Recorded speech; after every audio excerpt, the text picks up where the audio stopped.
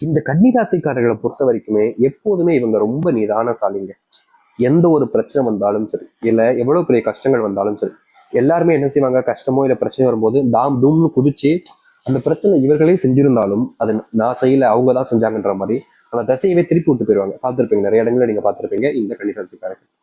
முக்கியமா சொல்ல போனா கன்னிராசிக்காரர்கள் இருக்கக்கூடிய இடங்கள்ல பிரச்சனை வந்துச்சுன்னா கடைசியா மாட்டிக்கிறதே இந்த கன்னிராசிக்காரர்களாக தான் இருப்பாங்க. தப்பு இவங்க பண்ணல, தப்பு பண்ணவே இல்லை, ஆனாலும் தப்பு பண்ணதாக எல்லாரும் முன்னாடியே மாட்டிக்கிட்டு அசிங்கப்பட நிலைமைக்கு இவர்கள் தள்ளப்படுவாங்க இந்த கன்னிராசிக்காரர்கள். கன்னிராசிக்காரர்களுக்கு கோபம் ரொம்ப கம்மியா வருங்க. எதிர்த்தற்காலம் இங்க இருக்கக்கூடிய பல நபர்கள்லாம் எதுக்கெடுத்தாலும் கோவப்பட்டு எரிஞ்சு எரிஞ்சு விழுந்துகிட்டே இருப்பாங்க. ஆனா இவர்கள் அப்படி கிடையாது.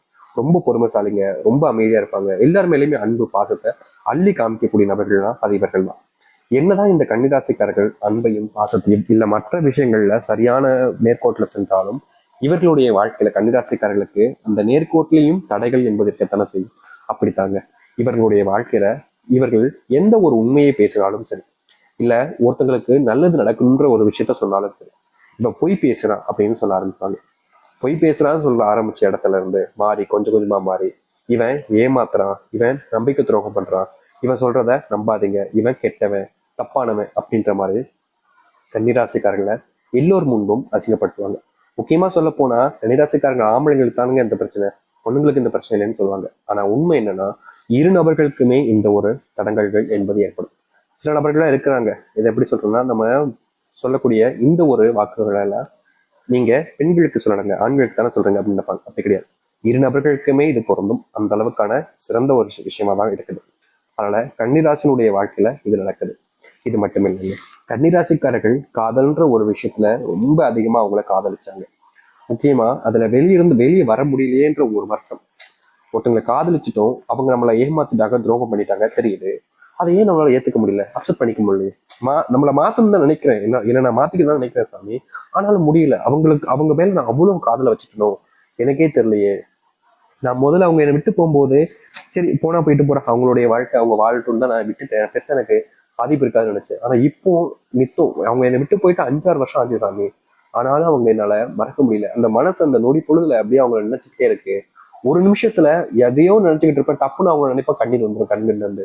எல்லாரும் முன்னாடிலாம் நான் அழுதுருக்கேன் சாமி, என்னால அந்த காதல் விஷயத்துல மாற்றமே கொண்டு வர முடியலையே. என்ன நான் மாத்திக்கணும்னு நினைக்கிறேன், ஆனாலும் முடியல எனக்கு. வேற ஏதாச்சும் ஒரு காதல் வந்தாலும் இல்ல திருமண வாழ்க்கை வந்தாலும் சரியாயிடும் நிறைய பேர் என்கிட்ட எல்லாம் சொன்னாங்க. சரி கொஞ்சம் மாத்த பாப்போம் நானும் முயற்சி பண்ணேன், ஆனாலும் முடியலையே. அந்த ஒரு பொண்ணோ இல்ல அந்த ஒரு பையனோ என் மனசுல அப்படியே பதிஞ்சு போயிட்டாங்க. அவங்க இருந்த இடத்துல வேற யாரையும் வச்சு பார்க்க முடியல. வேற யாரும் நெருக்கமா வந்தாலும் அவங்க கிட்ட நான் அவங்கள பார்க்கல, இவங்களதான் பாக்குறேன்.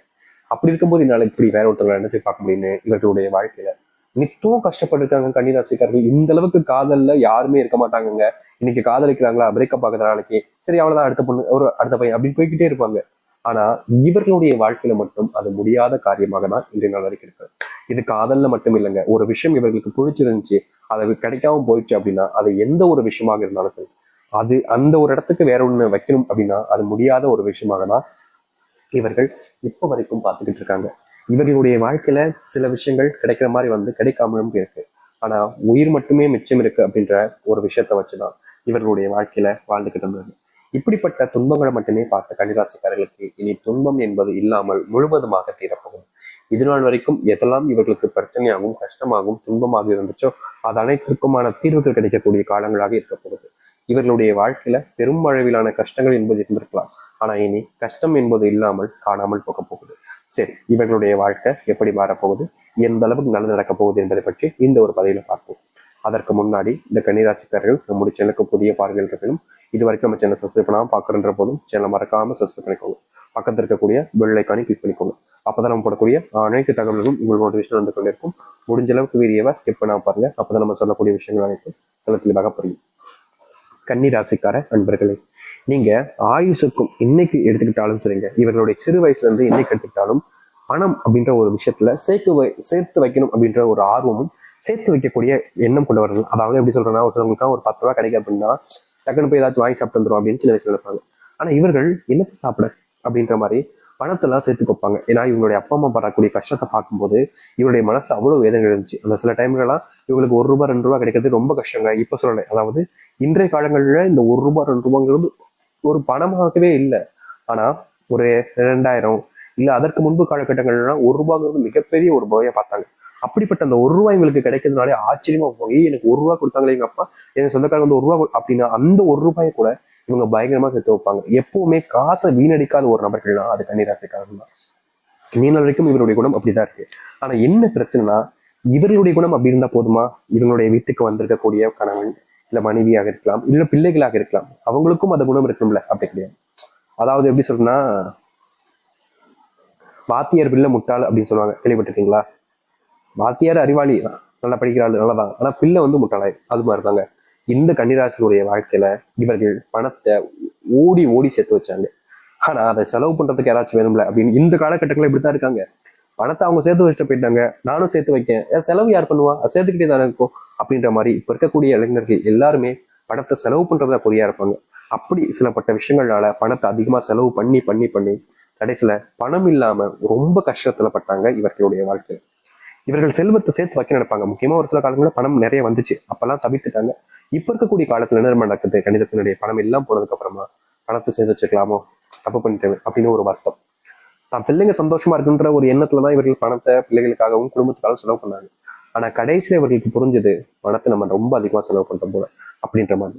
இந்த நாள் வரைக்குமே பண கஷ்டம் இவங்களுடைய வாழ்க்கையில தீரலங்க.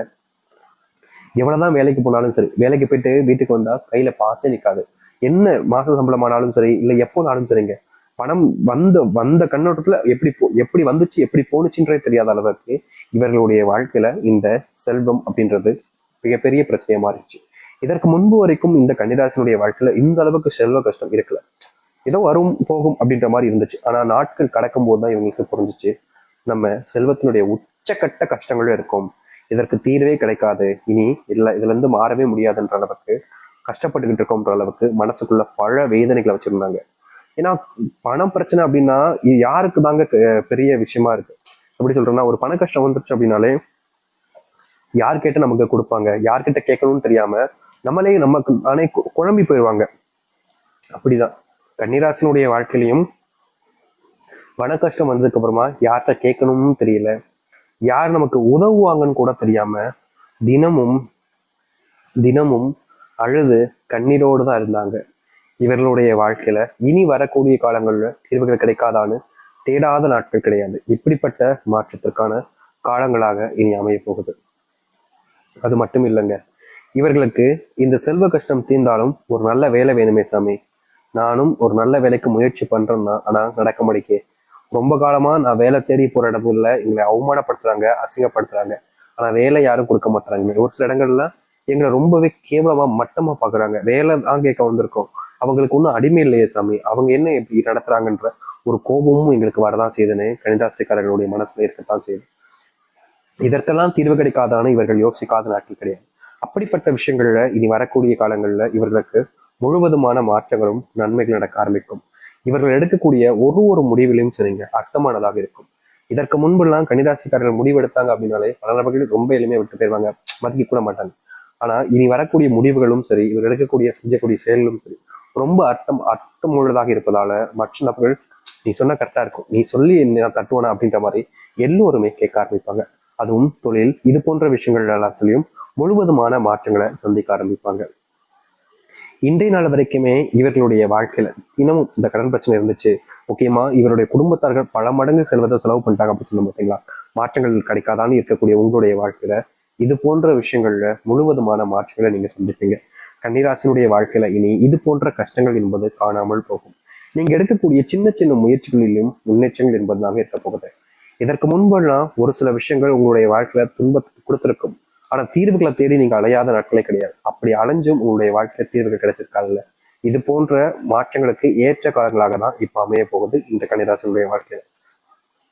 கன்னிராசிக்காரர்களை சில இடங்கள்லாம் எப்படி சொல்றோம்னா மட்டப்படுத்தி பேசுவாங்க, ரொம்ப மத்தவங்க முன்னாடி எல்லாம் ரொம்பவே கூடி குறுக்கி வைக்கிறதுல ஒரு சில வார்த்தைகளை சொல்லி அவமானப்படுத்துவாங்க. சரி சரியாயிடும் சரியாயிடும் நம்புனாங்க, ஆனா மத்தவங்க முன்னாடி இவங்களை அவமானப்படுத்துறது அசிங்கப்படுத்துற விஷயத்துல எந்த ஒரு மாற்றங்களும் ஏற்படாம ரொம்ப தவிச்சு போயிட்டாங்கன்னு தாங்க சொல்லணும். அப்படிப்பட்ட விஷயங்கள் என்பது இனி வரக்கூடிய காலங்கள்ல முழுவதுமான மாற்றத்தை கொடுக்கக்கூடியதாக இருக்கு. இவருடைய வாழ்க்கையில கனவாக பார்த்த பல விஷயங்கள் நிஜமாகவே மாறுங்க. தோல்விகளை மட்டுமே வாழ்க்கையில பார்த்திருக்காங்க அப்படின்னு சொல்லிட்டு இவங்களை கேலிக்கின்றெல்லாம் நிறைய நபர்கள் பண்ணியிருக்காங்க. இதற்கு தீர்வு கிடைக்காதான்னு இவர்கள் யோசிக்காத நாட்களே கிடையாது. அப்படி இருக்கக்கூடிய அனைத்திற்குமான மாற்றங்கள் ஏற்படக்கூடிய